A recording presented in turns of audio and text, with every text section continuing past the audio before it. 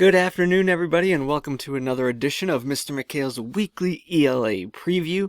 It is Monday, December 14th, 2020, and I apologize for the lateness of the video as it was very hectic early this morning with all of the Google outages that we were fighting against. But glad you're here now and really happy to get started with this week's preview.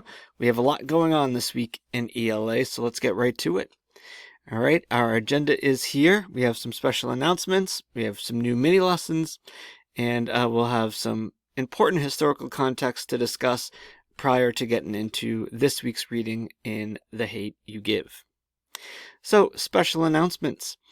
I have sent out a Gmail calendar invite to all students. Please be sure to accept that invitation, kids, in your Gmail. That way, every day's meeting will populate in your Gmail calendar as well as the Zoom link. So you won't even have to access the Zoom link Google Sheet that I created. You should be able to get that right off your Gmail calendar every day. The only difference is going to be on Wednesdays.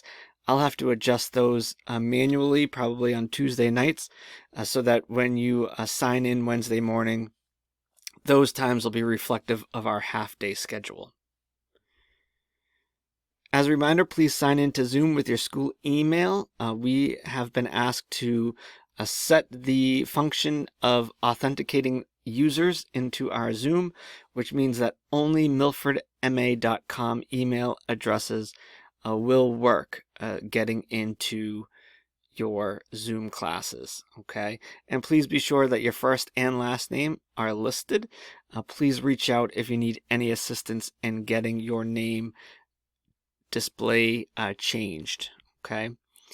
Once again, you know, I love seeing everybody's face on screen. It really makes for a lot easier of a conversation. But if you do need your camera off for personal reasons, as always, just communicate that with me. But please know that if an administrator does enter our Zoom call, cameras must be turned on. I'll say code red, and that means cameras on, notebooks, pencils, smiles, ELA rules, and we'll be good.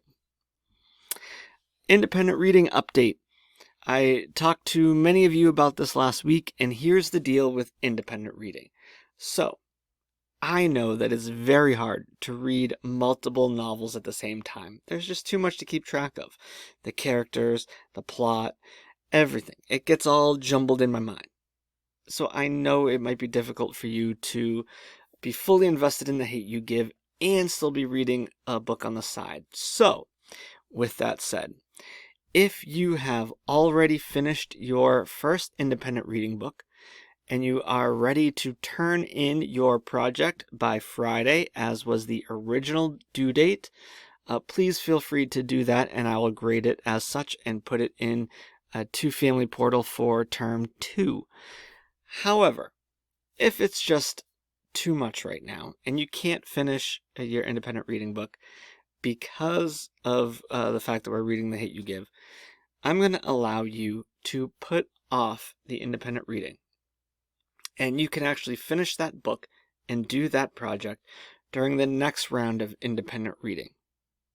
So if you're saying, but Mr. McHale, I've read the first independent reading book and I'm doing the project for Friday, am I being punished?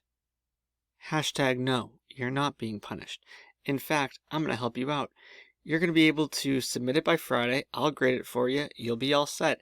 And then you'll be able to get rid of one cycle of independent reading later on this year. So if May rolls around and you're just like, I already did that one back in December. I don't want to read a book right now. I got too much going on. Okay, then. You can skip that one. So at the end of the day, everybody will be reading the same amount of independent reading books. If you have read the first one and you're going to turn it in Friday, you don't have to do one later in the year. Likewise, if you are behind in your reading and you want to put a pause on it, you can go back to that one and submit your project later on in the year, and then we're all on the same page, same number of books. We're all good. All right, so it's up to you on how you would like to proceed with independent reading. I will poll everyone during Zoom class this week just to figure out who's turning in something this week and who's going to wait for the next cycle of independent reading. Moving on. So last week we talked about foreshadowing. Foreshadowing is a literary device in which the author hints at things to come later in the story.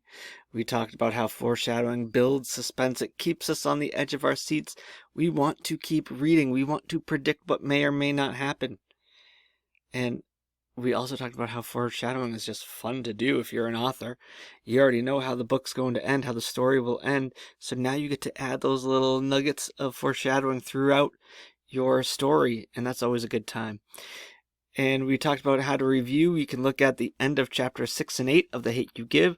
Great examples of how an author can end a chapter with foreshadowing and keep us wanting to turn those pages. This week, we're talking about figurative language, specifically metaphors and similes. Metaphors and similes both do a similar job. They are comparing two or more things, that you may on the outside think that they're not related, right? They don't seem like they go together, but you use them to compare. And why do we do that? Well, let's take a look. A metaphor, a figure of speech in which a word or phrase is compared to an object or action to which it is not literally applicable, meaning they don't really go together. The items being compared are seemingly unrelated, and we do not use like or as with a metaphor. So our example of a metaphor. He overwhelmed the boxer with avalanches of punches. So we're comparing two things, the punches and the avalanches. Why do we do that? It's very visual. It helps us to understand what's happening. It puts a picture in our mind. So when you think of avalanche, you think of all those balls of snow going down the mountain really, really fast, and it's all crashing down. Now you can picture the punches, the boxer, boom, boom, boom, boom, boom, boom, boom. It's just going. It's just going. It's like balls of punches. Just right there. Keeps going. Right? So when he overwhelmed the boxer with an avalanche of punches, it's like one after the other, after the other, after the other. Now, a simile. Same thing. We're comparing a couple of things. The difference between a metaphor and a simile is that a simile will use the words like or as in the comparison. For example, the night is cold as a sharp sword. So we're comparing the coldness of the night to the coldness of a sharp sword. You touch the blade of the sword, it's all cold. Right? So we're using like or as to help us with our comparisons. So metaphors and similes, folks, they compare two or more things that seemingly don't go together, but they help us paint a visual. They help us see the enormity of what's happening. And the biggest difference, similes use like or as in the comparison.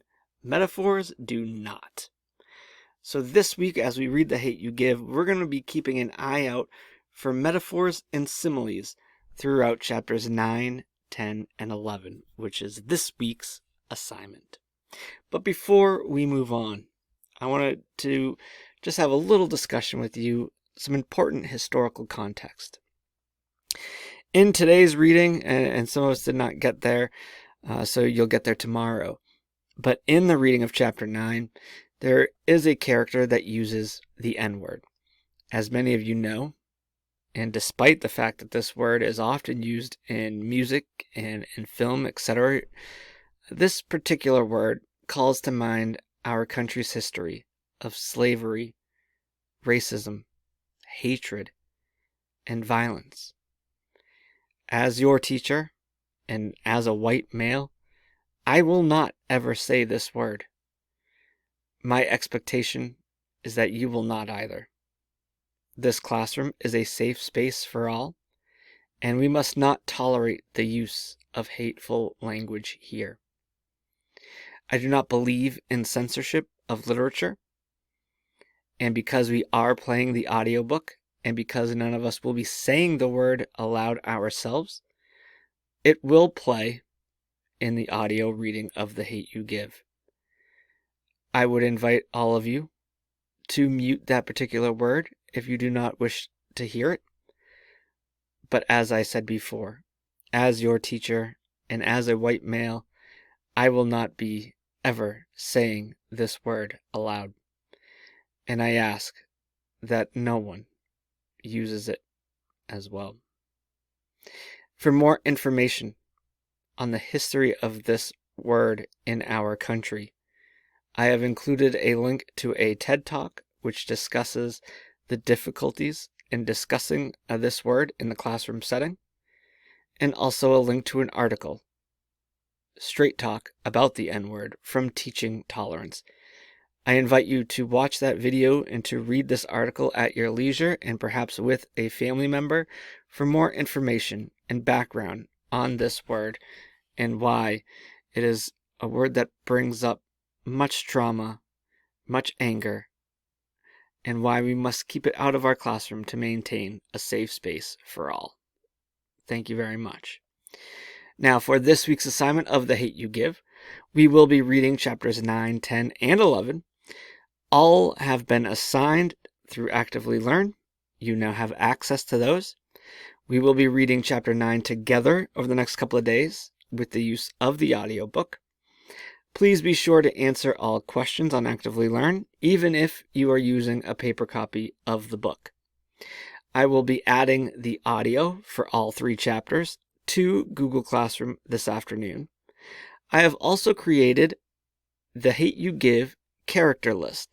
As you can see here, I have linked it into this PowerPoint. It is also on your Google Classroom, and you can take a look at all the characters that we've been introduced to thus far, so you can understand who's who as we continue reading The Hate You Give.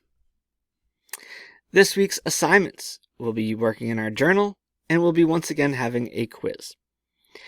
By Friday, you'll be asked to have at least 2 complete journal entries. Number 1, a written reflection on chapters 9 through 11 that also considers any questions you may have thus far. And number 2, an entry on figurative language. In this journal entry, you'll be discussing the difference between a metaphor and a simile, and you'll be giving an example of both a metaphor and a simile. You can even use an example from The Hate You Give. When you think about those examples, what images are you or the author trying to convey through the example? And why was the use of figurative language so powerful?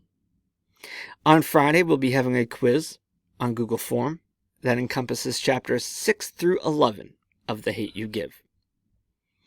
So, that's it for week 4.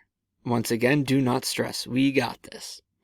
Be sure that you've double-checked all your Zoom links and have a firm grasp on the schedule. Reach out for any questions, and be sure to accept the invitation that I sent you for our Google Calendar invite.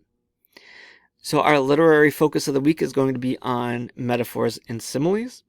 We'll be reading chapters 9 through 11 of The Hate You Give. And you'll be working on 2 entries into your working journal. And on Friday, we'll have a quiz on chapters 6 through 11. And that'll do it for me here this afternoon. Thank you all so much for regularly attending your ELA Zoom classes. It really is the highlight of my day, being able to see all of you, even just for a half an hour on Zoom. I'm so glad that you're enjoying the book, and so glad that you're seemingly staying happy, healthy, and safe. As always, please don't hesitate to reach out if I can be of any assistance in making sure that you get everything you need while in remote learning. So thanks again so much. I'll see you next weekend for another video of Mr. McHale's weekly ELA preview. Have a great night, everybody. I'll see you tomorrow in Zoom class.